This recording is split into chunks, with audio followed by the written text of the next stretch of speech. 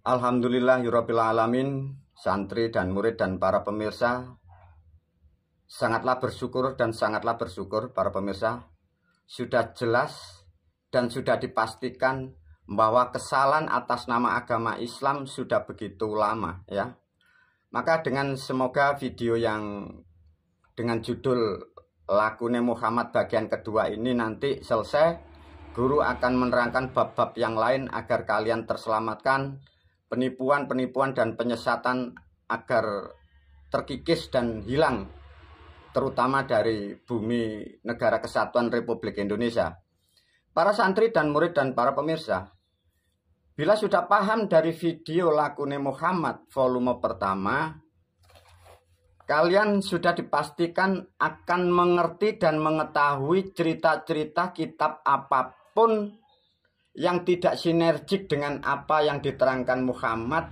Kalian sudah bisa memutuskan dan dunia sudah mengetahui dan keadilan dan peradilan sudah bisa memutuskan bahwa cerita yang sudah ratusan tahun menjadi kitab bahwa itu sudah salah dan disebutlah itu palsu dan pembohongan.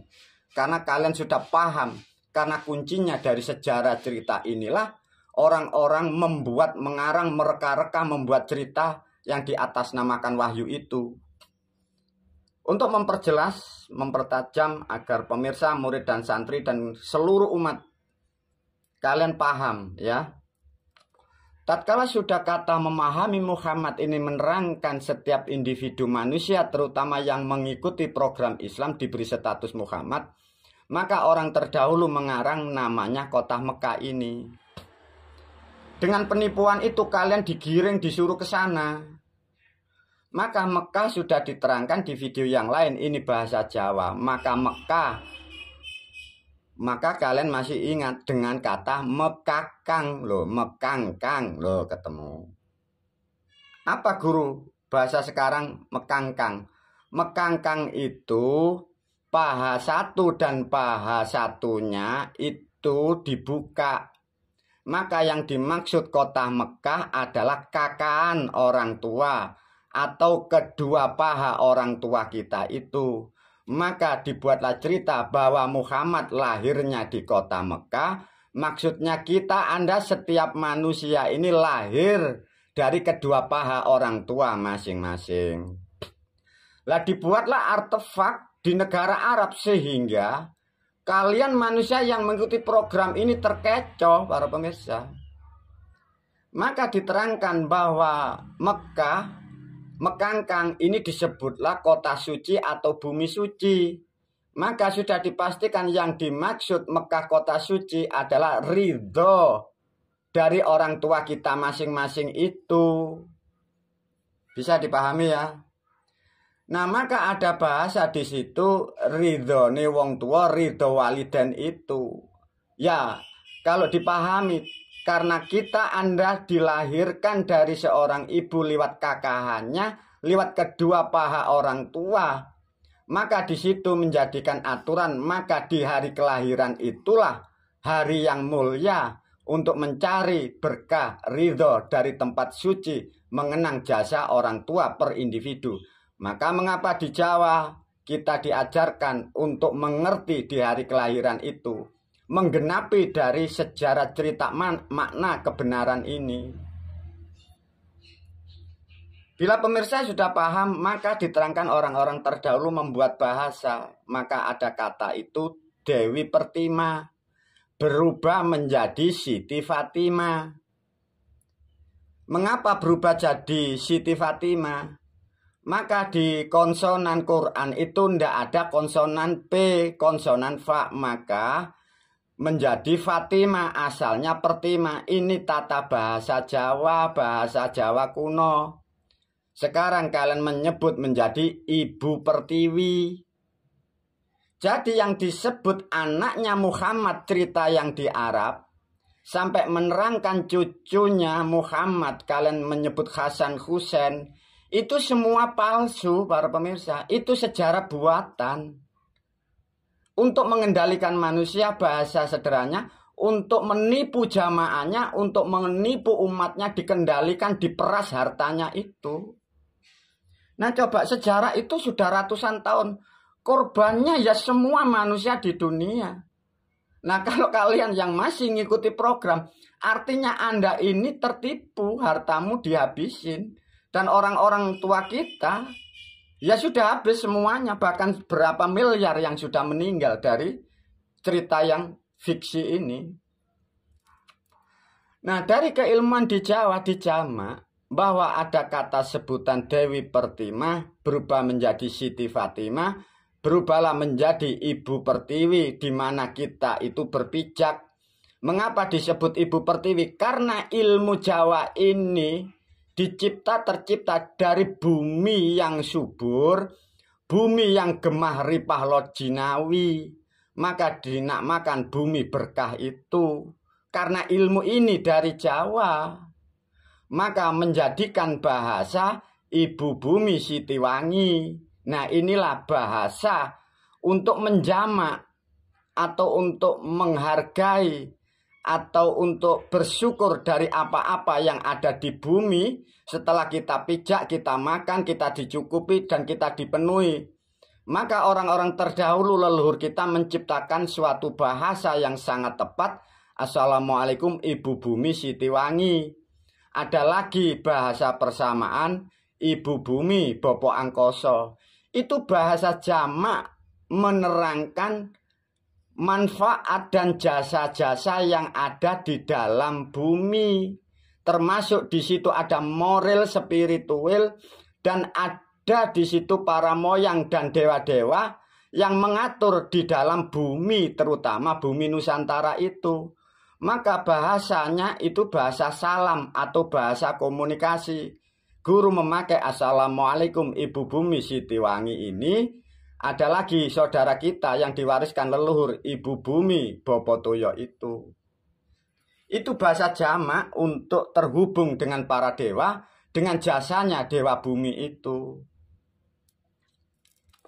Nah dari memahami kata seperti Pertiwi, Fatimah, Ibu Bumi, maka dalam bahasa di luar guru mengedukasi agar kalian tidak salah memahami. Maka ada bahasa itu lemah, ada bahasa itu tanah, ada bahasa bumi. Ini tidak sama para pemirsa. Dari ada kata lemah, ada kata tanah, ada bumi. Ini diringkas menjadi satu kesatuan, maka maknanya ini Siti. Dikembangkan menjadi dalam tuntunan agama, maka jadi Siti Aminah itu. Maka Siti ini maknanya sarinya lemah, sarinya tanah, sarinya bumi. Nah di situ terkandung zat-zat dan moral-moral.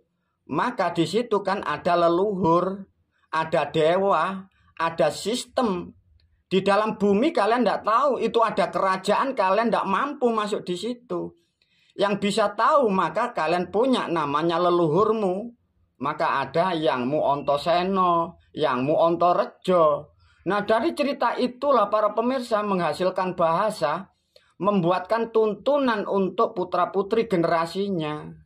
Itu selain dari leluhur kita tidak punya loh para pemirsa. Maka bila diterangkan apa yang dimaksud lemah, lemah ini bisa disebutlah kulitnya bagian atas. Tanah ini kulit yang di atas dengan bagian bumi yang kecil, maka disebut tanah. Maka tanah pekarangan, tanah rumah. Kalau bumi ini besar global, maka semua disebut bumi. Karena ada tanahnya, ada lemahnya, dijamak menjadi aktivitas bangsa manusia untuk mengucapkan sebagai bentuk terima kasih dan terhubungnya manusia makhluk yang di atas bumi dengan jasa leluhurnya atau para dewa yang di bumi, maka terciptalah suatu bahasa Siti ini, dibukalah dengan password Assalamualaikum Sitiwangi itu. Clear ya? Dengan memahami seperti ini, karena status Muhammad atau kita yang sudah menjadi manusia atau yang sudah menjadi anak, karena hidup kita ini tidak sehari dan tidak 1 tahun dan tidak 5 tahun, agar mulai lahir sampai tua mendapatkan keberkahan di atas dunia, ibaratnya mulai lahir sampai tua, Ini bila tidak diatur, tidak diberi hukum, tidak diberi aturan, manusia ini mudah mati, tidak sampai tua mati karena tidak mempunyai aturan di dunia. Maka orang-orang terdahulu membuatlah namanya aturan 5 ini. Maka mengapa guru mengajarkan kalian diajarkan laku 5? Nah, aturan 5 hukum disebutlah menjadi rukun Islam ini. Maka rukun Islam yang ada dalam agama Islam itu bukan buatan orang Arab, itu bukan buatan Tuhan, itu bukan buatan malaikat, itu bukan buatan Rasul, itu bukan buatan Allah loh ya para pemirsa. 5 laku Islam ini aturan alam yang dikonsep, yang sudah ditemukan dari leluhur kita yang di Jawa sejak sebelum Masehi. Maka kalau tidak percaya, syahadat, sholat, poso, zakat, rukun 5. Tidak ada, Allah bisa membuat itu. Rasul Muhammad 25, Nabi tidak bisa. Maka apa yang kalian sebut perjalanan 5 tahap menjadi rukun Islam, itu intelektual dari leluhur kita, disebutlah para pujangga sejak sebelum Masehi itu. Dan itulah orang-orang pilihan, makhluk pilihan, disebutlah dia itulah para dewa, jelmaan Sang Maha Kuasa itu. Nah, kalian salah paham karena fitnah sudah begitu banyak, kitab palsu sudah ratusan bahkan ribuan eksemplar, sehingga kalian tidak mampu membongkar seperti ini. Semoga pada bulan September tahun 2024 ini, semoga semua video ilmu dan petunjuk ini menjadikan rahmat bagi semesta, lebih khusus kepada bumi dan Nusantara. Semoga dengan perlahan rakyat dan umat mendapatkan kesadaran. Bila kalian lama untuk mendapatkan kesadaran, aku selaku guru pun tidak bisa membantu banyak kepada kalian. Karena kesalahanmu sudah tidak terukur dan sudah tidak bisa dimaafkan secara dari hukum-hukum yang ada di dunia.